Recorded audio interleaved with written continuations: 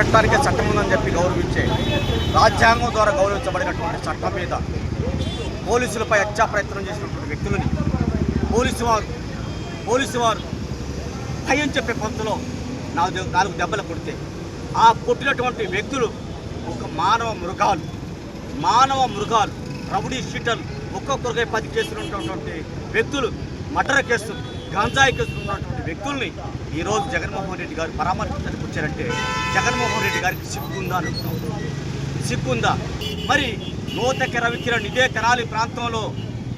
నూతక రవికిరణ్ అయిన మాది కులాలకు చెందినటువంటి వ్యక్తిని అతి దారుణంగా ముక్కలుగా నరికి 2022 మార్చి 20వ తారీఖున సముద్రాల పవన్ కుమార్ అలియాస్ లడ్డు అనే రౌడీ షీటర్లు అత్యంత దారుణంగా క్రూరంగా చంపి శవాన్ని కూడా దొరకని పరిస్థితులు చేస్తే ఆ రౌడీ షీటర్ని ఆ రోజు ఖండించినటువంటి జగన్మోహన్ రెడ్డి, ఆ రోజు ఆ ముద్దాయిలకే సపోర్ట్ చేసినటువంటి అప్పటి ఎమ్మెల్యే అన్నబోతుల శివకుమారు, ఆ ముద్దాయిలకు సపోర్ట్ చేసినటువంటి అప్పుడు ఎమ్మెల్యే, అప్పుడు మన రాష్ట్ర మంత్రివర్యులు మరి మేరుగు నాగార్జున గారు వీరు పిలిస్తే ఈరోజు రౌడీ షీటర్లు పరామర్శించడానికి వచ్చారంటే జగన్మోహన్ రెడ్డి గారు